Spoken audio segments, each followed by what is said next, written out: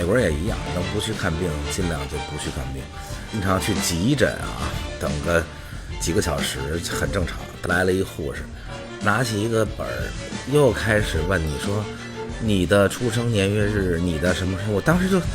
急了，我这 O 型血呀，我说您这都告诉您2回了，怎么还来呀？我就打了电话给那饭馆，我说这个怎么还没送来啊？就那饭馆说了一句话让我震惊了，他说 PayPal 的传真5点40才传到，是因为我没有美国护照，我只有绿卡，我从来没申请过美国护照。刚去掉的没多久，我一回来又关小黑屋了，然后我又拍半天，最后说什么事儿？你带10万美元去明尼苏达干嘛？聊聊这礼拜发生的一件小事，让我想到的啊，就是我又去看病去了。这个咱们在几年前的时候啊，就吐槽过这个美国的医疗，然后效率低下、成本高昂等等等等。反正我来美国这10多年，基本上跟大多数人一样，就是能不看病尽量不看病啊。这个发烧感冒、头疼脑热的，就自个儿多喝水，然后挺过去了。这个美国人也一样，能不去看病尽量就不去看病，因为这个效率实在是太低了啊！经常去急诊啊，等个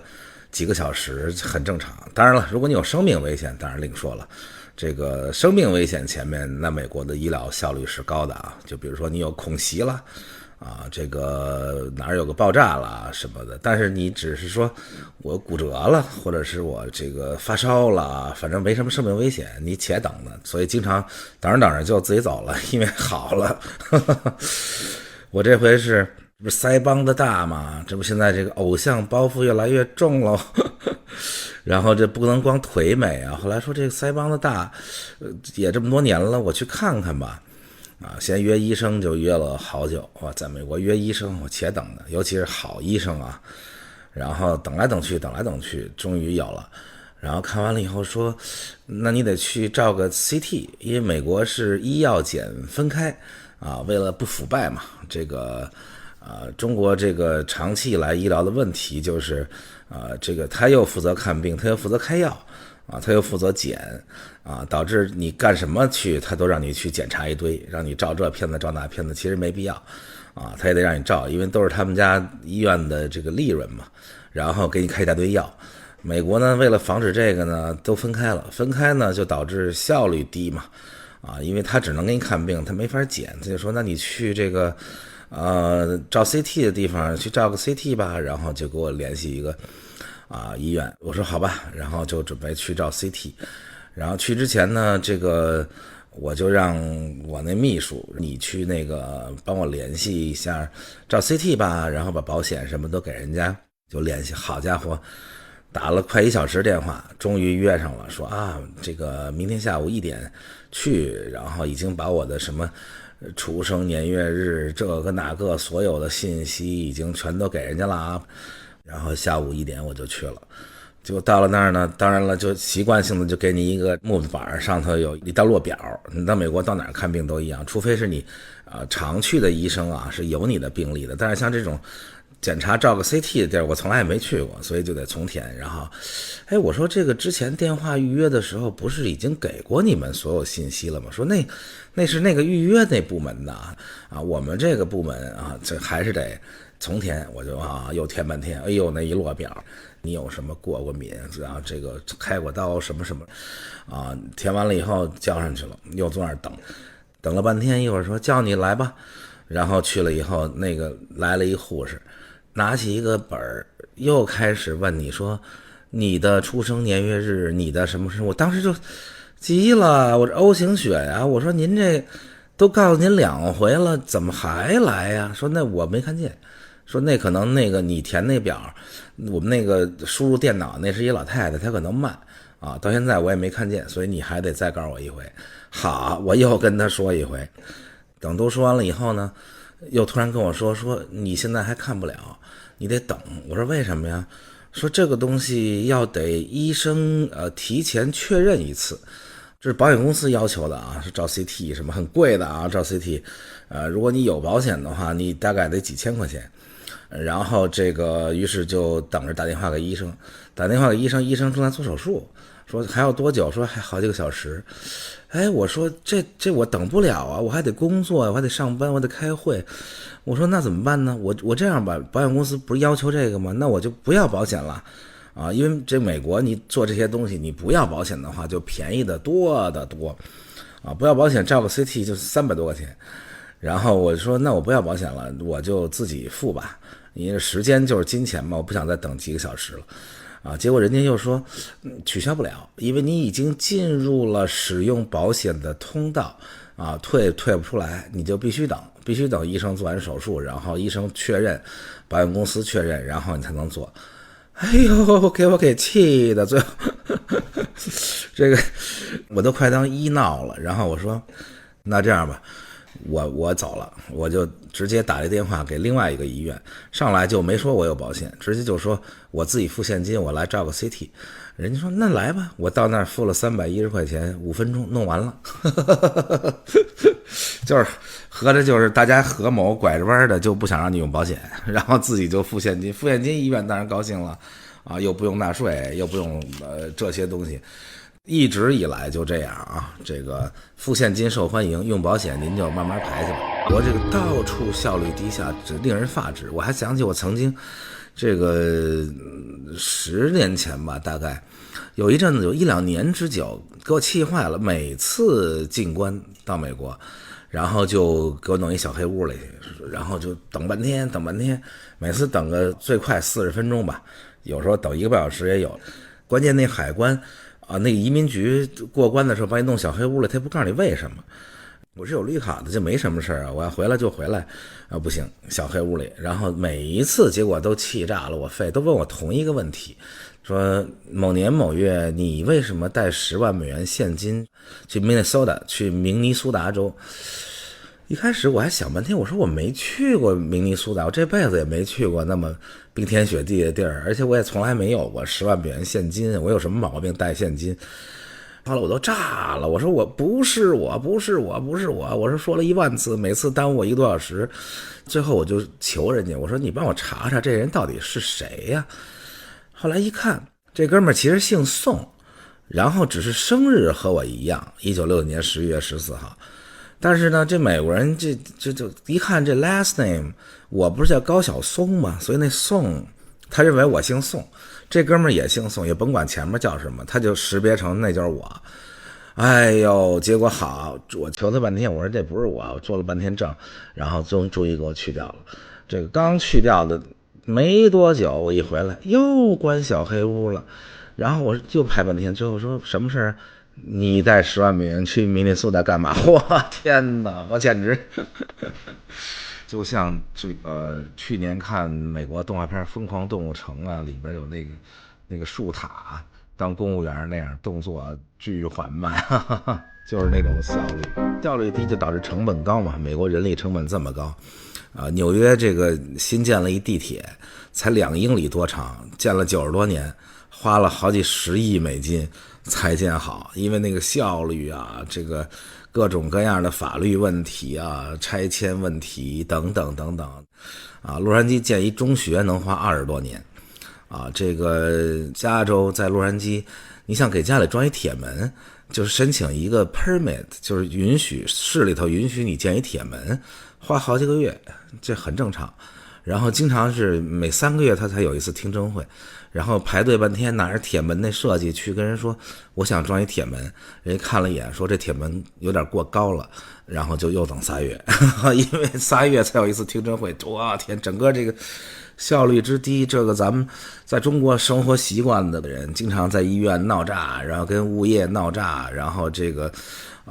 觉得什么都效率低下，其实一比美国呢效率比中国低的多得多。效率低，导致大家看到美国现在这个各种价钱啊，不光是地铁的价钱扶摇直上，什么价钱修条路，干点什么修个桥，建个航空母舰的成本已经从几十亿美金变成130亿美金了啊！这最新的这福特号战斗机已经从几千万美金涨到上亿美金，甚至更高。哇天哪，这整个这个政府效率空前的低下，然后各种各样的，不光是政府，就是整个体系，因为这个效率是全社会的一个共同节奏，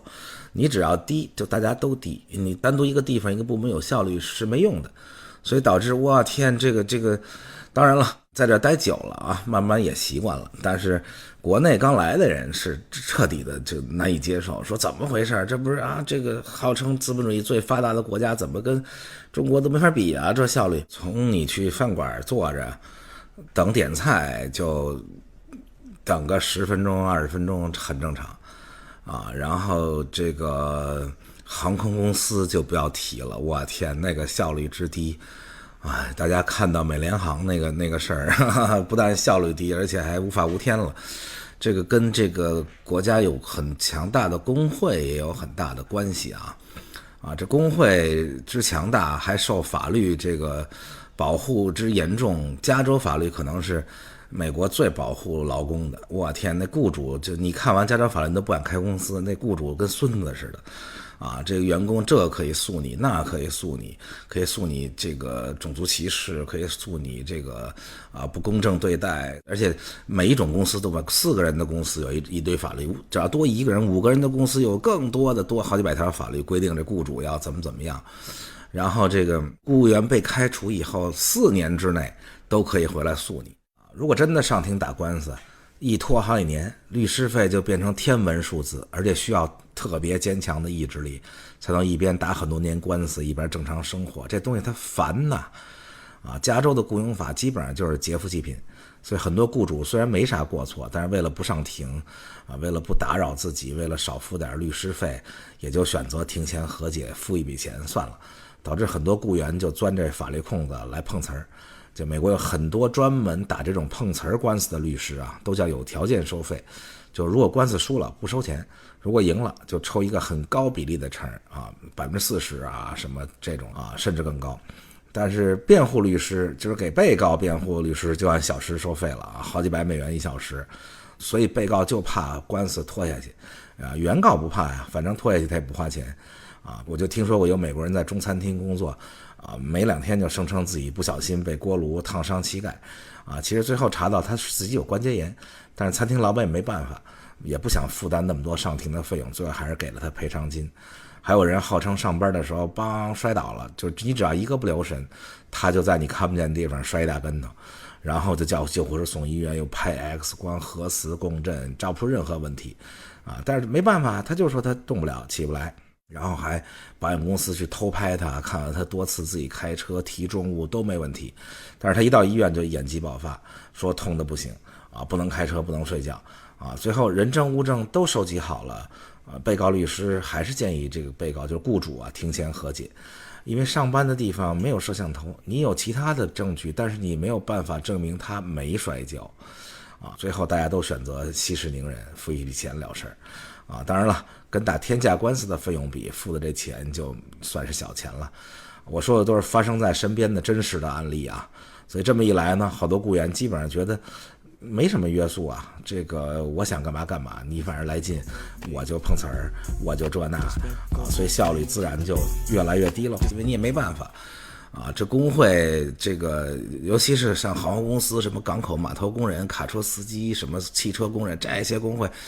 导致你绝不敢随便开除一个员工甚至有些地方像美联航工会都是他第一大股东导致你更不敢胡来最后你还没开除员工，员工先把你开除了包括好莱坞工会也是非常强大，导致拍电影成本巨高，因为它效率低香港导演到这儿来都不敢拍，说这哪受得了这个一天拍不了几个小时，大家就都收工了工会因为选票多嘛，所以这个你要竞选，你没工会支持，你就选票少很多，所以政客们也得给工会面子，立法的时候也得给工会面子导致工会会费还可以冲抵税那工会不就是更厉害了吗？啊，导致工会想干什么，那政客也得听啊。就像最近这个加州的这护士工会啊，全力的在推进加州的新的医保法案。下边讲美国浪费的时候再讲这个。我天，加州如果通过新的这个医保法案，那太浪费了，简直啊！浪费的事儿罄竹难书。跟大家聊一个特别逗的事儿啊，前2天我在洛杉矶，然后家里要来朋友，然后我就想，我说那我就点俩菜吧。其实平时我通常都不在网上点餐，因为美国这个服务非常的差，所以通常也不太用。网上点餐选择也少，然后各种各样也费劲，所以我通常都打电话点。在美国还处在很原始的这个地步，打电话到一个饭馆，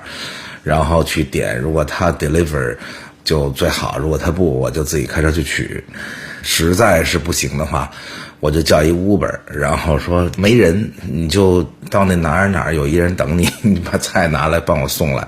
但是又非常贵，因为 Uber 就贵多了嘛。所以这次我说我试一下这个网上点餐吧。然后在我们这儿呢，因为我住的这地儿比较偏，然后几个网上点餐平台都说对不起，你那区域还没有。于是我就用 PayPal 就是美国一个支付的工具吧，有点像咱的支付宝，但是这功能比支付宝可差了太多啊。而且它实际上只是一个连接，它不像支付宝，支付宝是一个真正的金融工具，你可以干好多事儿，不光是付款，你还可以贷款，你还可以有这个芝麻信用，你还可以干嘛花呗、口碑等等。然后这 PayPal 呢，我一看哟，这不有一个点餐功能，我就打开了。打开以后，饭馆还挺多，很惊喜。于是就点了一个也不是中国人开的一个中餐馆的几个菜。早上10点钟啊，我就点了啊，我说下午5点半送到。因为在中国习惯了，这就行了，这就结束了，这还要干嘛？于是就踏踏实实等到下午，然后朋友们都来了，然后左等不来右等不来，很倒霉，我就办了一个凉菜，说等着那个点的菜来，结果凉菜吃光了，大家面面相觑，都到5点50了还没来。我就打了电话给那饭馆，我说这个怎么还没送来啊？就那饭馆说了一句话让我震惊了，他说 PayPal 的传真5点40才传到。我说啊，这个还要发传真吗？他说对啊，他说 PayPal 需要发传真给我们，然后把那个订单下了我们才能做，所以我们就是收到传真刚10分钟，现在正在做。总而言之吧，6点40才送到，也不说一句对不起。然后我就怒了嘛，我就打给 PayPal 啊，美国的客服简直太可怕了，这个通常你要不打个10几20分钟接不通的，让你选这个选那个，然后选各种东西，然后还得让你说话，然后识别你说话，你这英文要说不标准他还听不懂，因为是机器在听。终于接通了，然后问了半天说啊，我们就是这样的，我们就是要发传真等等。最后我就有点不高兴，我说你是不是觉得有点抱歉呢？饭馆当然不说对不起了，说不是我责任。我说你也不说对不起吗？想半天才说啊，如果你坚持的话，我可以说句对不起，但是这就是我们的工作方法，就是这样的。在美国很少听的服务业跟你说对不起，而且美国的每个饭馆里边进去先有一牌子，上头写着我有完全的权利不为你服务。不像在中国这服务业好客气的，这周到的一塌糊涂。真的线下的事儿咱就不说了啊，咱吐了很多槽。我就说这线上这技术，然后当天晚上我跟这个国内开电话会，正好是有关互联网技术啊等等啊，正好聊到这个为什么美国人没干这事儿，我们为什么要干这个事儿。早年啊，我在搜狐任职的时候18年前，大家干什么事之前都得先问问说美国有没有这事儿，美国人在不在干。如果美国没有这样的互联网模式，大家就觉得这事儿就不用想了，肯定不靠谱。但是这10几年过去真的不一样。后来我就说，我说美国人是没干这事儿，但是美国人连什么事儿都没干得了呢？我就讲了这传真的事儿，结果中国那边哈哈大笑，这满堂大笑，立刻乌云驱走，就是说啊，好，没事，美国人没干没关系，咱们已经领先了，咱们领先很多很多，应该这么说。如果真的基于互联网技术以及对未来的技术探索，包括人工智能，包括等等这些前沿的技术，我们今天肯定是还没有超过美国。但是虽然技术上没有超越美国，但是在互联网的服务上，尤其是生活服务这一块，远远的超过了美国。其中有一个重要的原因，就是中国解决了一个叫快捷支付的问题。这个问题是中国全球领先的啊！这个不是因为我在阿里工作，这必须得夸一句，这是从阿里开始的。因为阿里卖东西嘛，成千上万个店，这快捷支付一定要解决，包括的信用的问题啊，包括这个怎么打假的问题。这快捷支付阿里解决了以后，整个奠定了中国互联网生活服务的一个最大的难关攻破了。所以你看到中国这个用互联网可以解决一切，你干什么都行，你点餐也好，你干嘛也好，打车也好，其实就是快捷支付解决了。那因为大家其实在生活中不愿意拿着一手机输信用卡号等等等等。美国这到现在，我到一个商场去停车，说以前停车嘛就领个票嘛，回来就给现金就完了。就是说我们先进了，我们那个你告诉我电话号码，我说干嘛呀？说你得告诉我电话号码，我只好告诉电话号码，然后就给我发了一短信。然后说这个短信呢有个链接，你点一下，然后你就可以付停车费了。我说哎呦，这不是先进了吗？然后我就点进去了，点进去我手机里明明有 PayPal， 它就是不联通。所以中国这快捷支付是联通一切的。大家知道你要用支付宝，你不用专门去输个支付宝号或者是什么，这都是联通的。结果好，就为了停个车，我说我还不如给你现金呢。回来取车的时候还在那输信用卡号，输了半天信用卡号，然后那么多号，输完了以后好，等于我的很多机密也输进去了啊。关键最可气的是还得输邮箱。这美国特别讨厌的一点就是，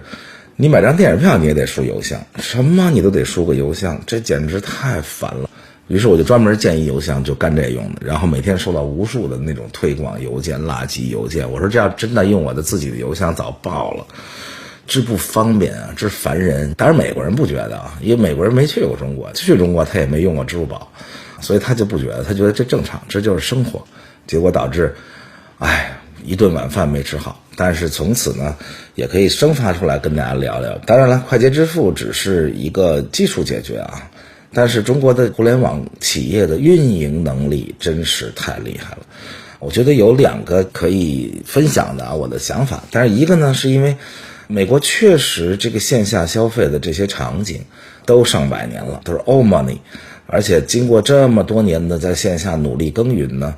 确实没多大缝隙。所以大家也就难以撼动，因为这线下太厉害了，这什么都已经连锁了，什么都已经标准化服务了等等。所以这个线上去撼动线下的时候不是那么容易。当然 Uber 和 Airbnb 创造了这个新的产品啊，这个是革命性的。但是大量的这个线下消费场景是难以撼动，而且美国人也没那么大革命的愿望，因为美国人觉得生活挺好，不像咱们每天都想着生活的不够好。确实原来线下的很多东西不够好，就因为我们发展太快了嘛，总有短板，所以这些短板留给了互联网公司巨大的空间，进到这个地方提升服务质量，提升你的便捷等等。再加上咱们中国人这个飞快的奔跑着，希望生活每天都在改变，希望生活每天都更好。美国人没这需求，他们就这么懒。中国用 DVD 好几年了，美国还在用录像带呢。中国现在已经没有人家有 DVD 机了，美国家家都有 DVD 机，还在买 DVD 看 DVD 呢。所以基本上这两个国家是这方面差距非常大。实际上可以这样说，美国的互联网产品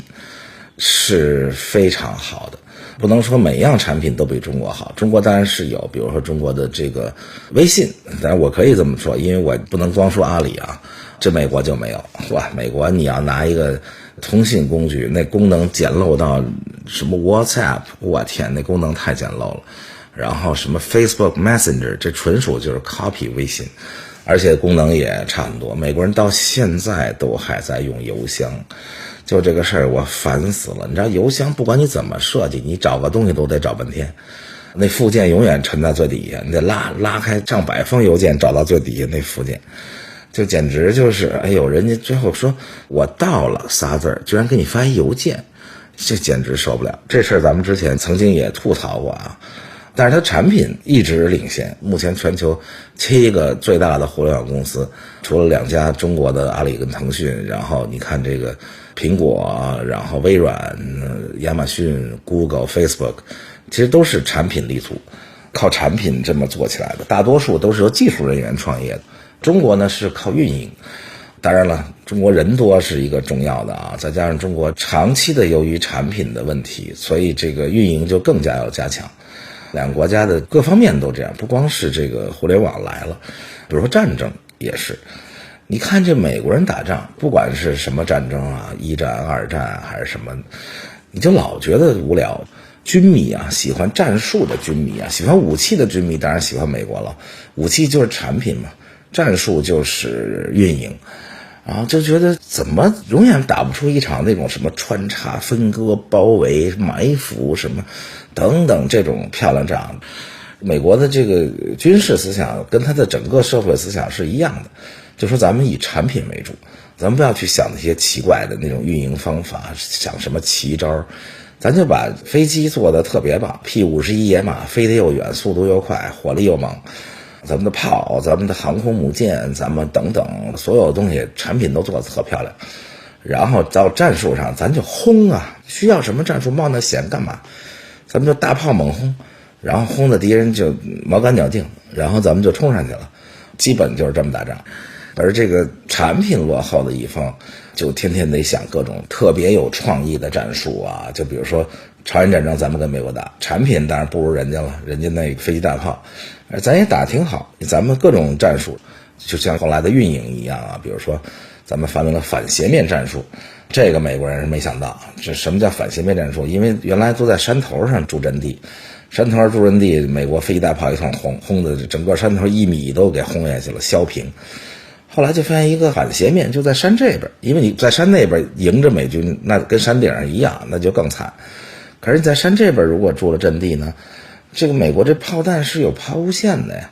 这个所以抛物线一过去打不着这反斜面就过去了。这个飞机也一样啊，你俯冲过来你不行，你得飞过去，然后再往回俯冲才能打着我。那个时候后方就有防空的啊等等，然后在山里挖洞，这个挖到对面去，大家看上甘岭啊等等。然后呢，如果你把炮拖得特别近，因为你要炮拖得特别近，冲天开炮才能那抛物线很高，才能掉到那个反斜面嘛。你把炮拖得特别近，冲天开炮，为了打我反斜面的时候，我就冲锋打你炮兵阵地。你拖远了呢，这抛物线低就打过去了。你看我们发明了一种战术。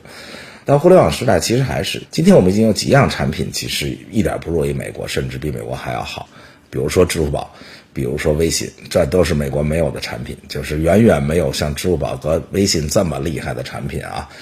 但是我们的运营特别强，我在阿里这几年特别深刻地感受到，就运营有多么的重要。这个阿里的每次表彰铁军，然后等等，全是强运营。强运营下，市场又大，市场缝隙又大，原有的消费还没升级，原来的线下的场景没有美国那么完整，所以导致中国互联网公司有大量的事可干。这美国的互联网公司真的没那么多事可干，有事可干就是造新产品。所以你看它的硬件造出大量的什么 GoPro 什么等等等等这些新产品，等于它得做增量市场，它得做新的市场。原有市场你说人家这些所有的线下的东西也都在线上卖，所以美国的亚马逊的市场占有率远远没有中国阿里巴巴大，因为人家不让你卖他东西，人家就是那么多大连锁商场，我就在线上卖我东西。美国的这电影票，这咱们之前说过啊，线上买电影票才占到10%几的票房，中国已经恨不能占到100%了，当然没有100%，90%几这是有的，因为大家已经方便极了，拿手机一买票就行了。美国这人还跑到电影院门口排队去呢。所以呢，从这一块就看到中国这个强大的经济力量，这民间的啊，中国互联网公司基本都是民间的公司，以强大的这个运营能力以及学习能力，以及学习完的创新能力。大家可以看到，中国第一代互联网的创业者基本都是海归，然后回来以后基本都是 copy 美国模式，就美国有这个我就干这个，美国有那个我就干那个，美国有 Google 我就干百度，美国有雅虎我就搜狐，这名字都差不多。第二代开始就是不是海归创业了，更了解中国，更了解中国人的这些人，走出了跟美国互联网不同的道路，才创造了这些大型的互联网公司，积累了大量的资本，所以大量的投入到研发中间去。我在阿里是能清楚的看到，所以未来中国产品也跟上的时候，运营能力又是美国不能比的。而且美国就没这基因，你看美国的这个几个大公司就干自己这摊事儿，苹果就干苹果的事儿， Google 就干 Google 的事儿，亚马逊就卖它东西，卖东西连电影票也不卖。虽然收购了全球最大的影迷网站，但是这影迷网站就不卖电影票在中国这都是不可想象的，这叫浪费流量。他就是让他自己拥有那些版权，这 Amazon Prime 里的有一个流量入口就够了，其实浪费了大量想看新电影的流量，他就不买票。微软就干微软这事儿，不像中国的这个帝国型企业啊，上来四面出击，然后空降也来，这个炮火掩护不到的地方也要去，然后就打硬仗，强运营，产品这个不行，先运营着再改产品，等等等等。所以在未来，中国也远远超过美国的这个运营能力以及这个市场能力等等，加上产品起来，我相信中国的互联网企业一定能走到世界最前列去。我是自从阿里关掉了在好莱坞的办公室，就回国了，回国好几年没去了已经所以我是很忐忑，是因为我没有美国护照，我只有绿卡，我从来没申请过美国护照，当然一直拿中国护照。绿卡嘛主要是因为要工作，那是为了工作方便，因为我无论是我自己在那儿工作，还是后来代表阿里在那儿工作，那你有个绿卡就方便得多，所以就一直拿着这个绿卡。但是那绿卡规定呢你必须得每半年就得入境美国一次如果逾期时间比较长的话就很麻烦，因为他们这个海关呀什么移民局效率非常低，而且也很糊涂所以你也不知道会遇见什么麻烦。因为美国这个移民局你没事你一切都符合规定，都经常刁难你看他们的心情吧。有一次我去旧金山机场接杨振宁先生，然后结果在那机场绕来绕去，绕得我那车都快没油了，还没出来。后来等了好久2-3个小时才出来，说怎么回事？说因为杨先生的夫人翁帆也是绿卡逾期2-3年没去，然后被弄在那儿问了很久。后来杨先生是因为是美国科学院院士嘛，然后找了美国国务院，最后才出来但是杨先生在2015年吧依然放弃了美国护照，加入了中华人民共和国国籍，也就不会再有这种麻烦了。特别奇怪的是，我每次入境也符合规定，半年内等等结果弄到一个小黑屋里，就俗称小黑屋其实就是一个审查室，就是从海关说你到那屋里等着吧，然后到那屋里就好多人在那排队，轮到你就得1小时，然后就问你特别可笑一问题，说某年你带了10万美元现金去明尼苏达干什么去了？我说你怎么又问我这问题？我都每次都问我都说那不是我，那是一个姓宋的人。因为我每次问我都查半天，最后说那是一个姓宋的人。我来给人解释，我说我不姓宋，我姓高，我只是那名字里叫高萧宋但是那名字那宋就是那宋排在最后面，他就认为我就是那人。那人也不是怎么那么巧，生日跟我一模一样，然后但是就是姓宋，就每次都认为是我，然后查我半天，我每次都解释到最后，人说明白了，那你放心吧，我们从电脑里把你这个删掉了，以后你就放心来，下回去又给弄小黑屋里等1小时，然后说某某年你带10万美元现金到明尼苏达干嘛去？哎呦，哭笑不得，就是那个效率之低美国不光是海关这个移民局，政府各级政府是效率都非常低下。那个事儿就弄了我2-3年，终于有一次进去的时候，我就准备好了，说我不姓宋，我姓高，没事了终于从电脑里拿掉了包括有一回我跟 Taylor Swift 他在上海演出完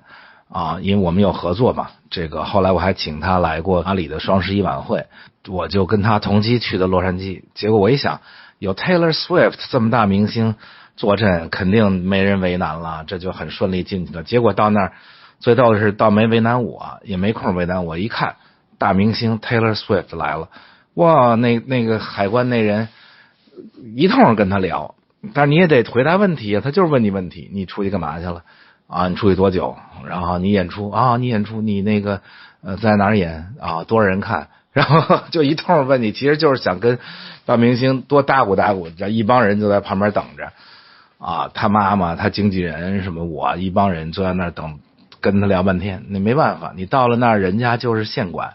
你 Taylor Swift 大明星都得，也不能叫 PUA 吧，反正就是跟你多聊会儿呗，占点小便宜，更别说我了。所以我就想了各种怎么应对，然后结果到了那儿也没啥事儿，这回从来没见过，这回就过去了。哎，我说这回怎么效率高了？后来一问，好多人，因为这几年大量的人在世界各地，因为疫情啊什么呀，就确实没办法做到半年就得去一趟，然后于是有大量的人都是这样的，于是大概就法不责众了吧，于是我就